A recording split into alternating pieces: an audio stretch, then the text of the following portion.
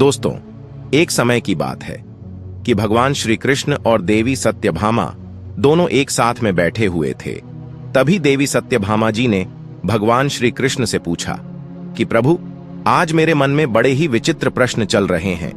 यदि आप मेरे प्रश्न का उत्तर दें तो आपकी बड़ी कृपा होगी। भगवान श्री कृष्ण ने कहा कि बताइए देवी, मैं तुम्हारे मन की जिज्ञासा को कैसे शांत कर सकता हूं। कृष्ण जी की बात को सुनकर के देवी सत्यभामा कहने लगी कि प्रभु, तुलसी के पास दीपक जलाने का कौन सा महत्व है? तुलसी के पास दीपक जलाने पर किस मंत्र का उच्चारण करना चाहिए और उसकी विधि क्या है? कृपा करके आप इन सभी प्रश्नों का उत्तर मुझे विस्तार पूर्वक समझाइए। भगवान श्री कृष्ण कहने लगे कि देवी सत्यभामा, आज तुमने बड़ा ही सुंदर प्रश्न पूछा है, क्योंकि इस प्रश्न के उत्तर से समस्त मनुष्य जाति का कल्याण होने वाला है और मुझे बड़ी प्रसन्नता होगी जब मैं इस प्रश्न का तुम्हें उत्तर दूंगा। इसलिए इसको बड़े ध्यान से सुनना और प्रश्न का उत्तर मैं तुम्हें एक कहानी के माध्यम से बताऊंगा। इस कहानी को सुनने मात्र से ही मनुष्य के सारे पाप नष्ट हो जाते हैं और उसके भाग्य का उदय हो जाता है। इसलिए इसको बड़े ध्यान से सुनना और इसी कहानी में तुम्हारे सभी प्रश्नों का उत्तर भी मिल जाएगा कि तुलसी के पास दीपक जलाने का क्या महत्व है, तुलसी के पास दीपक क्यों रोज शाम को जलाना चाहिए, तुलसी के पास दीपक जलाते वक्त किस मंत्र का उच्चारण करना चाहिए। भगवान श्री कृष्ण कहते हैं कि देवी, पूर्व की बात है, दक्षिण की दिशा में तुंगभद्रा नाम की एक बहुत बड़ी नदी है और उसी नदी के किनारे पर एक गांव बसा हुआ है जिसका नाम है हरिहरपुर। उसी गांव में एक अत्यंत सुंदर नगर था। उसी नगर में मनोहर नाम का एक वैश्य निवास करता था। वह वैश्य अत्यंत गुणवान, चरित्रवान और धर्म का कार्य करने वाला तथा सभी वेदों के मार्ग पर चलने वाला था। उन्होंने समस्त शास्त्रों का अध्ययन किया हुआ था और उसी वैश्य की एक पत्नी थी जिसे लोग दुराचार कहकर के पुकारते थे, क्योंकि उसके कर्म ही उसके नाम के अनुसार थे। वह सदैव ही अपने पति को अपमानित करती थी, पति के लिए ऐसे वचनों का प्रयोग करती थी जिसे सुनकर के पति को भयंकर दुख होता था। वह किसी तरह का कोई सुख नहीं देती थी, पति के लिए कभी भी भोजन नहीं बनाती, कभी उसने अपने पति के साथ शयन नहीं किया था, कभी उसके साथ प्रेम से व्यवहार नहीं किया था। पति के मित्र परिवार के लोग जब भी घर पर आते तो वह स्त्री उनको अपमानित करके वहां से भगा देती और स्वयं काम के भाव से उन्मत्त होकर के निरंतर व्यभिचार स्त्रियों के साथ इधर उधर घूमा करती थी। उसका मन पति को छोड़ करके पर पुरुषों में लगा रहता था। उसने कभी अपनी पति से प्रेम की बात नहीं की, किंतु पराये सुंदर पुरुषों के संग बैठ कर के बातें किया करती थी।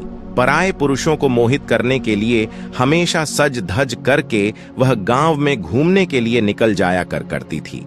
कभी वह वन में किसी वृक्ष के नीचे खड़ी रहकर के सुंदर पुरुषों की राह देखती थी और किसी दुष्ट पुरुष को मोहित करके उसके साथ भोग विलास करती थी। एक दिन वह दुराचारी स्त्री वन में जाकर के एक वृक्ष के नीचे खड़ी हो गई। उसका चित्त उस समय काम की क्रीड़ा से भरा हुआ था। वह किसी सुंदर कामी पुरुष की तलाश कर रही थी, किंतु कुछ समय के बाद भी उस स्थान पर कोई पुरुष नहीं आया। इसलिए वह अत्यंत दुखी हो गई और प्रियतम की खोज में इधर उधर देखने लगी। उस दिन उसका जितना भी परिश्रम था वह सब व्यर्थ हो गया। वहां पर खड़ी रह करके वह अनेक प्रकार की बातें करके विलाप करने लगी।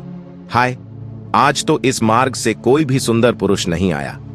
अब मैं कैसे अपने काम की शांति करूं? आज की रात किस तरह से बीतेगी? वह जोर जोर से यही कहते हुए विलाप करने लगी। दोस्तों, उसी जंगल में एक भयानक बाघ रहता था। उस पापी स्त्री की आवाज को सुनकर वह बाघ जाग गया। उसकी नींद खुल गई और उछल करके उस स्त्री को भक्षण करने के लिए वह उसके पास आ गया। उस भयंकर बाघ को देख करके उस स्त्री के पसीने छूटने लगे। वह थर थर कांपने लगी, भय से डरने लगी। वह स्त्री कुछ करती, इतने में उस बाघ ने अपने पंजे से उसे घायल कर दिया और उस स्त्री को जमीन पर उठा करके पटक दिया। जमीन पर गिरते ही वह स्त्री चिल्लाते हुए कहने लगी, अरे बाघ, तू किस लिए यहाँ पर आया है? मुझे क्यों मार रहा है? मैं यहाँ पर अपने प्रियतम को खोज रही थी। तू मुझे छोड़ दे। मेरा भक्षण करके तुझे कौन सा फल मिलेगा? तेरा क्या फायदा होने वाला है? उस स्त्री की इस तरह की बात को सुन करके वह भयानक बाघ क्षण भर के लिए रुका और हंसते हुए कहने लगा, हे दुष्टा, आज विधाता ने तुझे मेरा ग्रास नियुक्त किया है। तुझ जैसी पापन्न स्त्रियों को भक्षण करना ही मेरा काम है, तभी मुझे इस शरीर से मुक्ति मिलेगी। वह स्त्री कहने लगी कि हे बाघ, तुम कौन हो? मुझे सच सच बताओ, तुम्हें किस कारण से बाघ होना पड़ा और तुम मुझ जैसी स्त्रियों का भक्षण क्यों करते हो? पहले मुझे सारी बात बताओ और फिर मेरा भक्षण करो। फिर वह बाघ कहने लगा कि हे पापिनी, मैं तुझे मेरे पूर्व जन्म की कहानी सुनाता हूं कि किस कारण से मुझे बाघ होना पड़ा। पूर्व काल में दक्षिण देश में एक नदी थी। उस नदी के तट पर एक नगरी बसी हुई थी और उसी नगरी में मैं निवास करता था। मैं एक ब्राह्मण का पुत्र था और नदी के किनारे बैठ करके यज्ञ आदि कार्य किया करता था। मैंने उस जन्म में अनेक पापियों के लिए यज्ञ किया, उन पापियों के घर का भोजन किया। मैंने धन के लोभ में आकर के अनेक पापियों के लिए कार्य किया। जिन वस्तुओं का दान ब्राह्मण को नहीं लेना चाहिए, उन वस्तुओं का दान भी मैंने ग्रहण कर लिया और दूसरों से धन लेता था, कभी कभी वापस नहीं करता था। इस तरह से पाप करते हुए मुझे कई वर्ष बीत गए। धीरे धीरे समय बीतता गया और मैं बूढ़ा हो गया। मेरे बाल सफेद हो गए, आंखें सूख गईं, मुंह के सारे दांत गिर गए, लेकिन फिर भी मेरी दान लेने की आदत नहीं छूटी और मैं पाप करता चला गया। फिर एक दिन मैं धन के लोभ से नदी के किनारे गया और अन्य धूर्त ब्राह्मणों के साथ मिलकर के हमने लोगों को ठगना शुरू कर दिया। झूठे मंत्र वचन बोल करके हमने बिना विधि किए ही देवी देवताओं का पूजन किया और बहुत सारा धन दान में ले लिया। फिर उसी स्थान पर एक बीमार कुत्ते ने मेरे पैर में काट लिया और मैं मूर्छित होकर के वहीं पर गिर पड़ा। उसी क्षण मेरे प्राण चले गए। फिर यम के 2 दूत उस स्थान पर प्रकट हुए और मुझे पकड़ करके यमपुरी ले गए। वहां पर यमराज ने चित्रगुप्त से मेरे कर्मों का जब लेखा जोखा निकालने के लिए कहा। फिर चित्रगुप्त कहने लगा कि हे धर्मराज, इस ब्राह्मण ने घोर पाप किया है। इसने दूसरों से झूठ कह करके अनेक तरह से धन लूटा है। विधि से पूजा न करके झूठे मंत्र बोल करके भगवान का अपमान किया है। इसने इसीलिए यह पापी ब्राह्मण केवल नरक जाने के ही योग्य है। फिर यमराज ने अपने दूतों को आदेश देकर के मुझे नरक की अग्नि में डाल दिया। अनेक वर्षों तक नरक की सजा भोगने के बाद मुझे बाघ का शरीर प्राप्त हुआ और मैं इस दुर्गम वन में निवास करने लगा।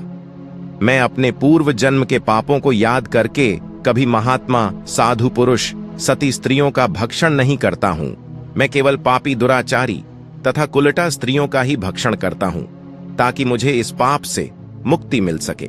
इसी प्रकार से उस बाघ ने अपने पूर्व जन्म का सारा जो भी किस्सा था वह सब कुछ कह दिया और उस स्त्री से कहने लगा कि हे पापिनी, तेरे आचरण से तू उल्टा दिखाई पड़ती है।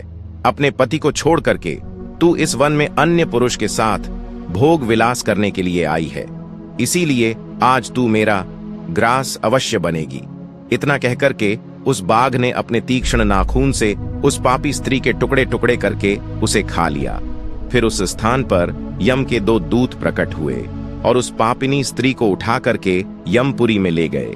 वहां पर उसे यमराज के सामने खड़ा किया गया। फिर चित्रगुप्त ने उस स्त्री का लेखा जोखा निकालते हुए यमराज से कहने लगे कि हे धर्मराज, यह स्त्री तो अत्यंत पापनी है। इसने घोर पाप किया है। इसने व्यभिचार किया है। इसने अपने पति की कभी सेवा नहीं की है। अपने पति को छोड़ करके पराये पुरुषों के संग इसने भोग विलास किया है। इसके पापों को सुनकर के यमराज ने उस स्त्री को अग्नि से भरे हुए कुंड में डालने का आदेश दे दिया। अनेक वर्षों तक उसे उस कुंड में पकाया गया। फिर उसे निकाल करके रौरव नरक नामक नरक में डाल दिया गया।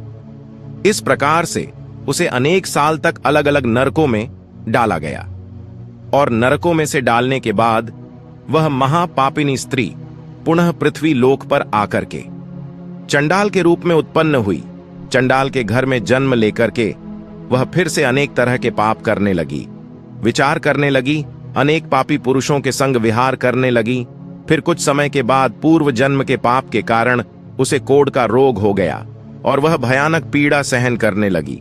उसका अंग अंग उस समय जलने लगा। उसके नेत्रों में पीड़ा होने लगी। इस दुख को सहन करती हुई वह दिन व्यतीत करने लगी। फिर एक दिन की बात है, कि वह किसी तीर्थ में स्नान करने के उद्देश्य से अंतपुर में चली गई। वहां पर एक आश्रम के बाहर निवास करने लगी। उसी आश्रम में एक तुलसी का पौधा था। अन्य स्त्रियों को वहां पर तुलसी के पास दीपक को जलाते हुए देखकर कि उस पापी स्त्री ने भी वही काम शुरू कर दिया। उसने तुलसी के पौधे के पास एक दीपक जला दिया। फिर उसी रात हृदय फटने से उसकी मृत्यु हो गई और यमराज के 2 दूत उसे ले जाने के लिए वहां पर प्रकट हुए। जैसे ही यम के दूत उस पापी स्त्री को पास में बांध करके वहां से ले जाने लगे, तभी भगवान विष्णु के 2 पार्षद उसी स्थान पर प्रकट हो गए और उन्होंने उन दूतों को रोक लिया और कहने लगे कि हे दूतों, इस स्त्री को तुम छोड़ दो। यह स्त्री नरक जाने की योग्य नहीं है। तुम किसके आदेश से ऐसा अधर्म कर रहे हो? फिर यम के दूत कहने लगे कि हे पार्षदों, हम यमराज के आदेश से इस पापी स्त्री को उठा करके ले जा रहे हैं, किंतु आप हमें किस कारण से रोक रहे हो? यह स्त्री तो अत्यंत पापी है, इसे नरक में ले जाने की आज्ञा हमें मिली है। फिर जो भगवान विष्णु के पार्षद थे वे कहने लगे कि हे दूतों, यह स्त्री तो भगवान विष्णु की भक्त है, यह नरक जाने के योग्य नहीं है। इसने शाम को तुलसी के पास दीपक जलाया है, इसी कारण से इसके समस्त पाप नष्ट हो गए हैं।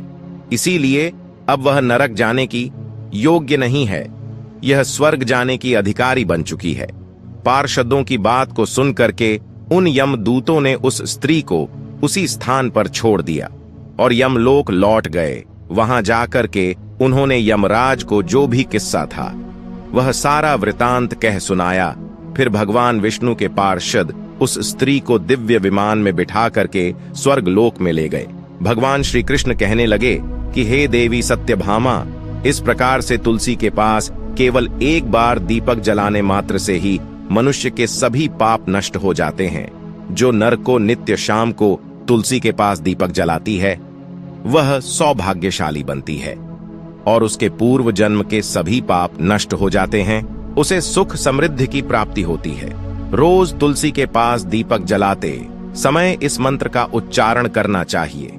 ओम तुलसी देवय च विधेय विष्णु प्रियाय च धीमहि तन्नो वृंदा प्रचोदयात्। श्री कृष्ण कहते हैं कि हजारों अमृत के घड़ों से नहलाने पर भी श्रीहरि को उतनी प्रसन्नता नहीं होती है जितनी वह मनुष्यों के द्वारा तुलसी का एक पत्ता चढ़ाने से प्राप्त करते हैं। 10,000 गौ दान से मानव को जो फल प्राप्त होता है वही फल एक तुलसी के पत्र से दान से पा लेता है। जो मृत्यु के समय अपने मुख में तुलसी का पत्र और जल को पा जाता है वह संपूर्ण पाप से मुक्त होकर के भगवान श्री कृष्ण के धाम में चला जाता है। दोस्तों, इस तरह से तुलसी के पौधे के पास दीपक जलाने का इतना महत्व है, इसीलिए सनातन धर्म में तुलसी का पूजन किया जाता है और शाम को तुलसी के पास दीपक जलाया जाता है। जिस प्रकार से देवी लक्ष्मी से वैकुंठ को ऐर्य प्राप्त है, उसी प्रकार से बैकुंठ में तुलसी के कारण ही पवित्रता प्राप्त है।